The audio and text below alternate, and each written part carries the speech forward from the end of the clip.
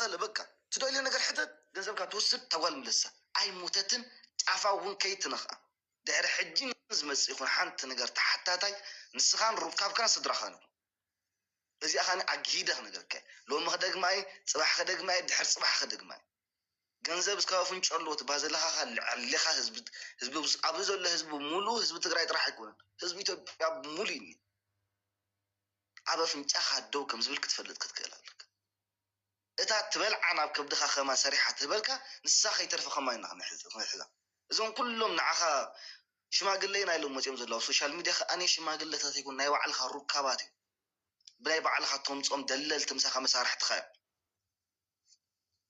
لو مون صباحون حزب تقرأ يتوارد خبر ورجه حزب يزلنا حزبنا يتواردو يأخلو زلو صقمات يأخلو خونو بكا تقارد أسدد نفس درا أخل جذب كوسد صدرها قلام ملسا تقال ملسا نوبا يأخلو كنتو حمولو نبيعهم دم نبيعهم يأخلو حجوم صدرا خيتق قتله نبدا منت كيعتو زاس ولا عزيها بس نسرعات مع صدرا ملسا زحوي زي ازبلك انت حر سوشيال ميديا خطوط زي تخلط خونك امورا سمايل كسرتش غراب تيك توك انا اي تخلاي زبحالي كاشون كصحف لي انا دويله تدولي غنزب حتت سوشيال ميديا خيوصخا بسنه سرعات بوشتي ابزي الله بعل منيت الله بعل كلنا ابزي زلنا بمول انا تاكينا تاتدلا غنزب توسد تقول عبسنا سرعات ولا ون انا اي ملساني تبل نحط خونك نفتاز نبرت تابوت انت جدار نيرا انت سماخ سعودي نيرا نفتاز نبرت تابوتات ملس أخلا ودينا لنا بزيا نيج أرشال بتغني عم مسألة الفو ملك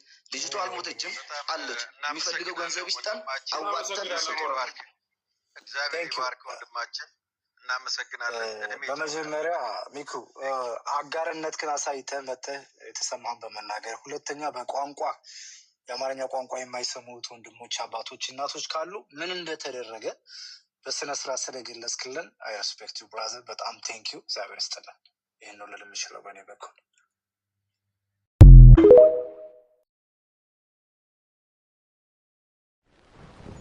ሌላ ተመልካቾች ስለ ፓርላማ ወንበር የሰማነው ጉድ ልንገራችሁ የፓርላማ አብይ አህመድ ለመጀመሪያ ጊዜ ኢህአዴግ በሲስተም ዝም ብሎ ዘርግቶ እኔ ማን አለ ኢህአዴግ ሆን ብሎ የተሸነፈባቸው ቦታዎች በታሪክ አለ እኔ ሰምቼ አላውቅም እንዲያውም ተጨበርብር ያለው እያለ ነበር የሚለው ለምሳሌ ብርሃኑ አዴሎ ዶክተር አሸበር ወልደ ጊዮርጊስ አሸንፈውታል ብርሃኑ አዴሎ አሁን የሰብአዊ መብት ኮሚሽነር ያለው ብርሃኑ አዴሎ መሸነፍ የነበረበት ሰው ነው የተሸነፈው ኢህአዴግ የማይረባ ሰው ስላስቀመጠ ነው ጉረኛ ነው ቀጣፊ ውሸታም ነው የጠቅላይ ሚኒስትሩ ጽፈት ቤት ኃላፊ ተብሎ በጠቅላይ ሚኒስትር መለስ ስም ሲሸቅጥ የነበረ ነው ደቡብ ክልል እነ ሽፈራው ሽጉጤን ሲያንቀጠቅጣቸው የነበረ ሰው ነው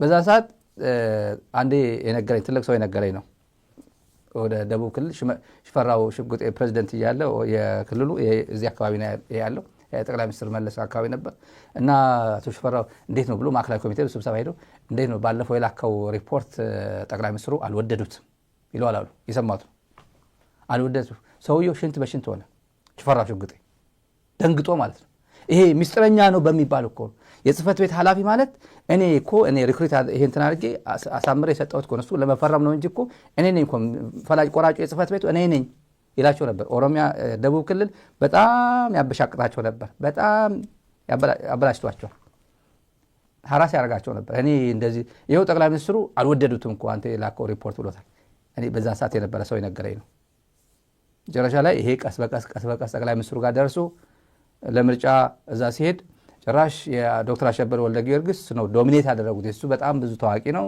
ብዙ ሀብትም ሊኖር ይችላል እኔ ዶሚኔት አድርጎ ያው ተጨበረበርኩ ነው ያለው ይሄ ባክ ተሸንፋል ተብሎ ነው የተባረረው ከዛ በኋላ እንጂ ሌላው እነ መራራ ጉዲና አሸንፈው ነው የሚመጡት እኔ እርግጠኛ ነኝ 99% አሸንፈው ነው የሚመጡት ብዬ ነው ማስበው እነ ፕሮፌሰር በየነ ጴጥሮስ አሸንፈው ነው የሚመጡት ብዬ ነው ማስበው ምንም እኔ አልጠራጠርም እነ ነጋሶ ጊዳዳ ዶክተር ነጋሶ እኔ አሸንፈው ነው የመጡት ብዬ ነው ማስበው ኢህአዴግ ሆን ብሎ ለቆላቸው ምናምን ሊመጡ አይችሉም አሁን የሰማነው ግን የፌደራል ወንበር 45 የፌደራል ወንበር ለተቃዋሚዎች ለቋል ብልጽግና ሆን ምንድነው ህዝቡ እንዳይወደ ብልጽግና እዚህ አካባቢ አልወዳደርም ቦሌ ለምሳሌ አዲስ አበባ ብልጽግና የማይወዳደርባቸው ቦታዎች አሉ። ሆን ብሎ ለቆ ማለት ነው። ሌላ እንዲገባ ፓርላማ ላይ እንዲገባና ተቃዋሚዎች አሉት እኮ ይሄን ሁሉም ብልጽግና አይደለም 100% ብልጽግና አይደለም። በጣም ቆቅ እኮ ነው ይሄ የብልጽግና እንትን ስትራቴጂያቸው 100% አሸነፍኩኝ ያለው ኃይለማርያም ደሳለኝ አይነት እንዳይሆን ብልጽግና ሆን ብሎ ወንበር ይለቃል። አሁን ስትራቴጂዎችን ተመልከቱ። ስትራቴጂዎች አሁን የፖለቲካ እንዴት አድርጎ እንደሚያማምላቸው አንደኛ የገዢው ፓርቲ ክልል ስልቶች አሉ። የገዢው ፓርቲ ትንሽ ቀረብ አድርጌ ላሳይ። የገዢው ፓርቲ ስልቶች የሚጫወቱት ስልት ላሳያቸው እዚህ ላይ ይሄን አይ ቲንክ ይታያቸዋል አይደል? ይታያል።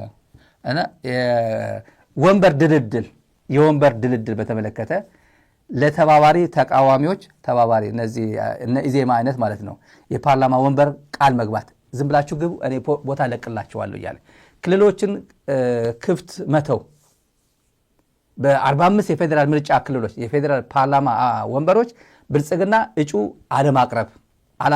አላቀርብም ብሎ ለሌላው ለቆላቸዋል። እርስ በርሳቸው እንዲወዳደሩ አብን ወይ ኢህአፓ እንኳን የለም ይመስለኛል ሌላው እንዲወዳደርባቸው ሆን ብሎ የፈለጋቸው ሰዎች እንዲመረጡ 45 ለቅቄላቸዋለሁ ብሏቸዋል። ሂዱ ብቻችሁ ተወዳደሩ ብሏቸዋል። ሌላ በሽምግልና ግፊት በድርድር እንዲገቡ በሽማግሌዎች በኩል ተጽዕኖ ማሳደር ይሄ ኦፌኮ ላይ ኦነግ ላይ ተደርጓል። ኦፌኮ ስክሪን ላይ ኦፌኮ ይሄ አይቀበልም ተቀባይነት የለውም ብሏቸዋል።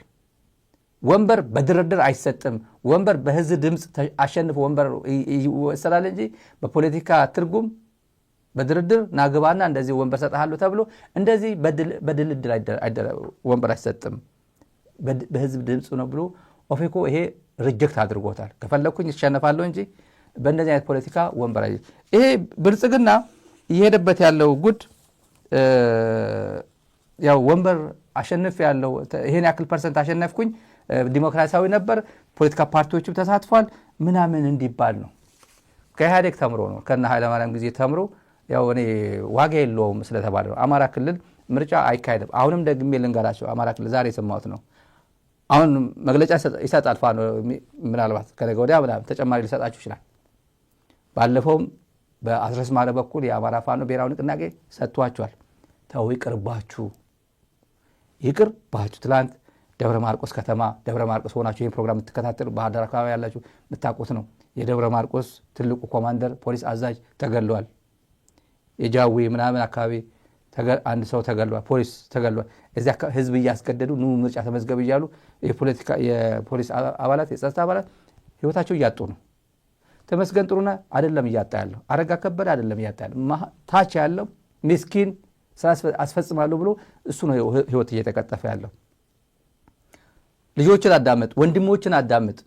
አለቅላቂ አብይ አህመድ 4 ኪሎ ተቀምጦ የሱን ስልጣን ህጋዊ ለማድረግ ህጋዊ ገዳይ ሆኖ አንተ ነገ ጧት በቃ አንተን እንዲገል ሰርቲፊኬት እየሰጠው ነው፣ ፍቃድ እየሰጠው ነው። በድሮን እንዲገል ከትምህርት ቤት የማባረሩ ጉዳይ እንዲቀጥል ሶሻል ሰርቪሱ እንዲቋረጥ ታያለህ። አሁን ስለ ማዳበሪያ ጊዜ እየመጣ ነው። አርሶ አደሮች እየመጡ ማዳበሪያ አማራ ክልል ያገኛል ወይ ታያለህ። አሁን ነዳጅ አማራ ክልል የኢትዮጵያ ጀነራሎች የብልጽግና ጀነራሎች ናቸው አማራ ክልል እያከፋፈሉ ያሉት ነዳጅ እየሸጡ እየቸበቸቡ እና ህጋዊ ነው የምታደርገው። ህጋዊ ገዳይ ለማድረግ ነው እየሰራ ያለው።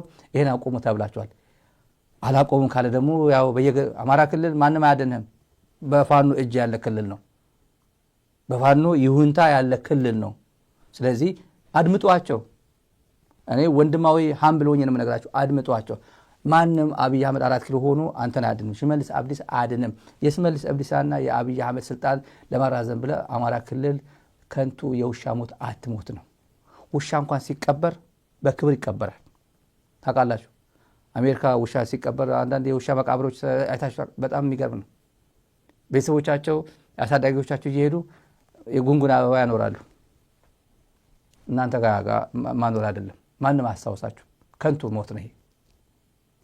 ለልጆቻችሁ ስትሉ ኖሩ። ይሄ ፖለቲካ ያልፋል። አብይ አህመድ ስልጣንም ያልፋል። የኃይለ ሥላሴም አለፈ፣ የመለስም አለፈ፣ የመንግስቱ ኃይለማርያም አለፈ። ይሄ ሁላ የኢትዮጵያ ፖለቲካ ጉዳይ ቁጭ ብሎ መንግስቱ ኃይለማርያም ቁጭ ብሎ ሀረሪ ላይ ሆኖ ይከታተሏል። አብይ አህመድም ነገ ጠዋት ሄዶ ፌስቡኩን ምናምን ዲአክቲቬት አድርጎ ደብቁኝ ይላል። የሆነ ቦታ ላይ ተደብቆ አሾልኮ ነው እኛን ሲከታተል የሚያድረው የሚውለው። ታያላችሁ። የኢትዮጵያ ፖለቲካ እንደዛ ነው። ለዚህ እንዳትሸወዱ ነው።